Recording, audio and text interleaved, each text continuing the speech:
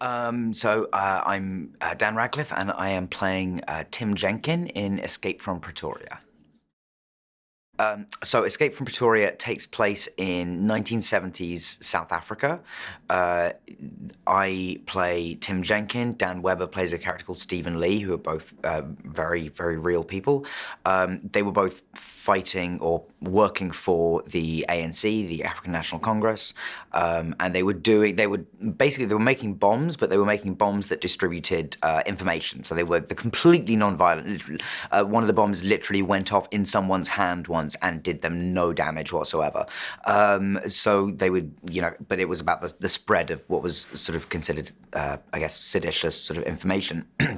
And so they, as part of their, as a result of that work, got sent to Pretoria Prison, which was the one of the maximum security prisons in South Africa at the time. And they were specifically kind of the white political, but the prisons were segregated as the country was obviously under apartheid at the time, and which they were fighting against. And they went to prison, and not only was the white and black population separated in prison, but also the political prisoners were separated from the rest of the white population. So Tim and Stephen, the guys we play, ended up on a cell block with, a rotating cast, but ultimately probably no more than 12 or 15 other people. It was a very, very small thing. And Tim and Stephen, from the moment they got into prison, they were, from before they were actually imprisoned, they were just determined to escape from the word go. And so Escape from Pretoria takes them from just before they get arrested for the first time. You pretty much at the beginning of the movie, we're straight into the prison, and then you watch how they escaped. And it's a true story, and one of the reasons I wanted to do it was because it's not, I love a prison break movie. That's very exciting. I love watching that. I love it even more if it's based on a true story, and the fact that it's based on a true story and it is such an ingenious, unique thing that they did in order to escape was absolutely one of the things that made me want to tell the story.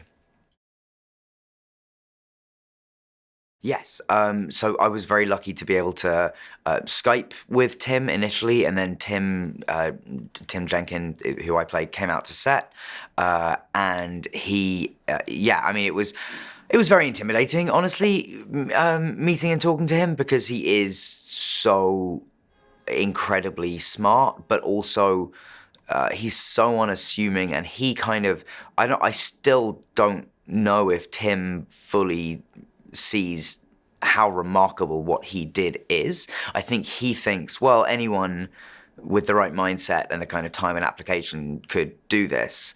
And I know that I definitely could not have ever, if you give me a million years, I couldn't have done what he did in this film, in this true story, I should say. So it was slightly intimidating having him out on set for a few weeks, but I think he enjoyed it and he seemed really happy with what we were doing. So yeah, it was nice. Not particularly, only in that, I'm going to prepare for something as hard as I can either way. I think it made me slightly more conscious of the accent on the days that he was there, and also just conscious of the weirdness of, because, we were filming it in an actual prison, not the prison that he was in, obviously. We filmed it in Australia, so different place entirely, but we were all wearing prison outfits similar to what we're essentially recreating his a quite, I think, a dark period of his life in front of him. So I don't know. I don't think it made me prepare harder, but it does make you more aware of the responsibility of this is really someone's life and what you're doing justice to in that. Aside from reading the book and sort of talking to Tim and learning a bit more about sort of South Africa at the time generally and the political situation there, there wasn't a huge amount. My main thing that I had to learn to do for this film was the actual unlocking of the door from inside the cell, which requires a key on the end of a broom handle, and a mirror. So you're going that way, you're holding a mirror there, and then sticking a key on the end of a broom out that way through the bars of your cell to then like get it into the lock and turn it, and then like, which is the thing they really did, and that took a long time because a lot of takes. I think I might totally be bragging undeservedly here, but I think I'm the only actor who actually did it on camera, who actually like managed to do it. Because I did have more time than the other guys, but I was like determined to get it at least once. It was very hard. It did make me just go, yeah. I mean, I think it put into perspective how hard it would have been to do in real life for sure. Um, I mean, I think the themes of Pretoria are things about human nature, about determination, and the kind of the mindset of Tim's whole philosophy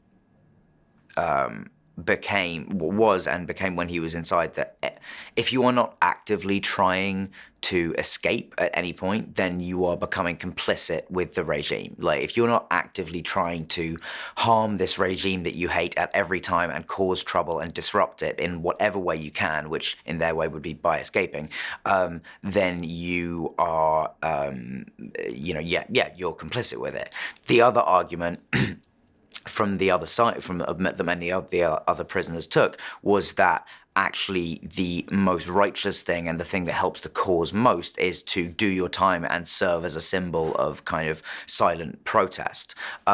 So I think one of the themes that interested me the most was like the difference in those ideologies and these people who are all fighting for the same thing but come at it from very different points of view on like what is the best strategy here and philosophically what is the best way to go about like fighting this war, and it is just to put it very simply, it's also about friendship and how these two guys, and then they meet a third character called Leonard, who's played by an amazing actor called Mark Winter, and so Dan Weber and I and Mark all become a little trio who are escaping together, and it's really about how having something to live for, be it each other or the escape, is the thing that keeps them going, the thing that keeps them focused, and the thing that, and then watching them sort of, get each other through this process.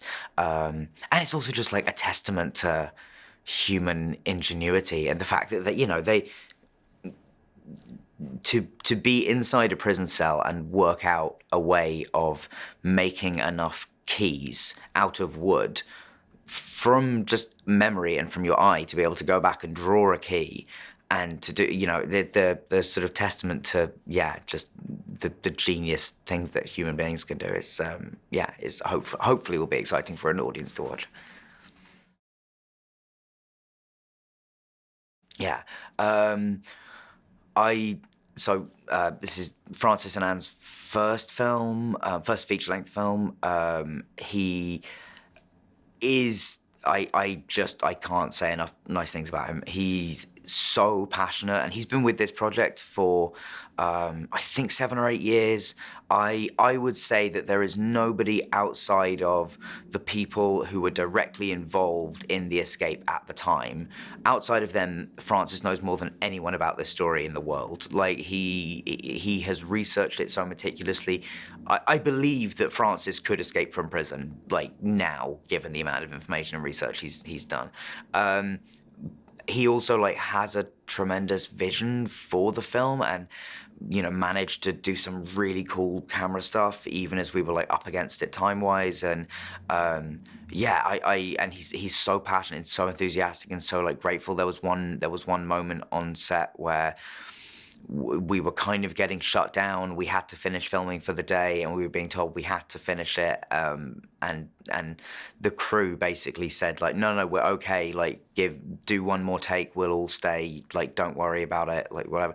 And I mean, it was literally 3 minutes. It's the kind of thing I've seen happen on other sets and be absolutely fine and not be a big deal. And some directors take that kind of stuff for granted. Francis literally ran around like trying to hug and kiss every member of the crew afterwards and thank them all individually in the most like earnest, sweet, way. Like he is so passionate about this project, and I think he's done a really great job on it. And I'm excited to see. I hope this is like a big thing for him because I think he's really talented. Yeah, I mean, it's when you meet. It's always funny when you meet somebody that you are playing lifelong best friends with. There is a sense of, oh, we need to get to know each other really quickly, or just get to like. I mean, I always find that, and I think, and it was because it's Dan, and then Mark also who's playing Leonard is a key piece of that trio as well. So I do think we all, and there's something about being shoved into a confined space with each other for a couple of months that just forces a certain amount of intimacy, and you see people on good days and bad days, and I think there's the process of filming can create a closeness between you that is that's, I don't know, like that sort of then helps inform what you're doing on screen.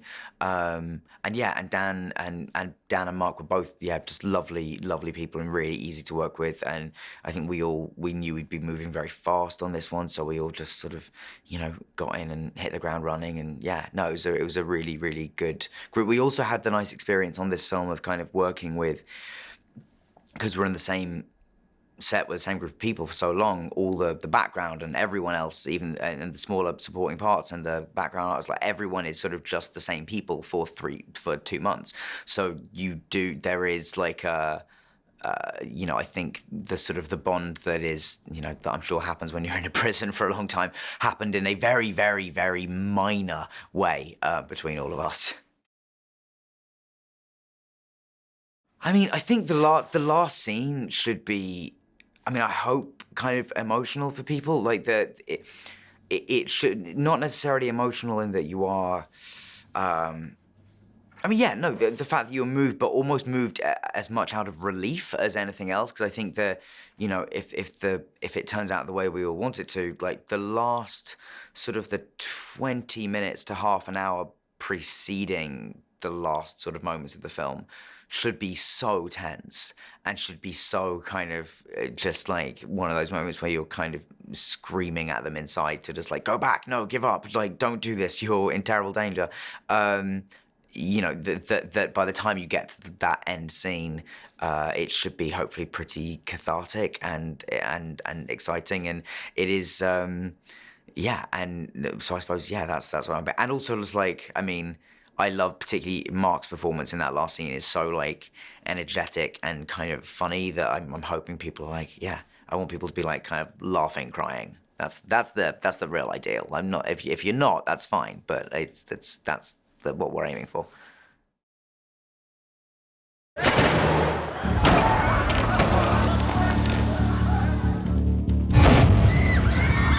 Whatever happens in here, don't give up.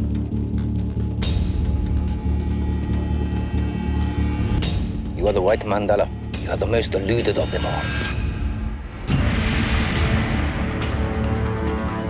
No pens, no radio, no newspapers, no political conversation.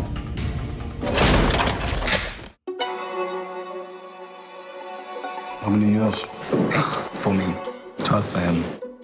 Oh, but we don't plan on staying that long. It's 20 foot high. The barbed wire covers every inch of the yard. Tunnels in any direction. They just lead you back on the prison property. Everybody comes in here and they're going to break out of here by next week. From wood. I won't break if you go against the grain. There's a reason in case I made that admit. So all we have to do is make a really complex key, then get it to reach a keyhole on the other side of a steel panel 3-inch thick iron door to which we have totally no access. I love it. You fail, get 25 years if you're lucky. A bullet in the head if you're not. Halt! What is this? No! Somebody's coming.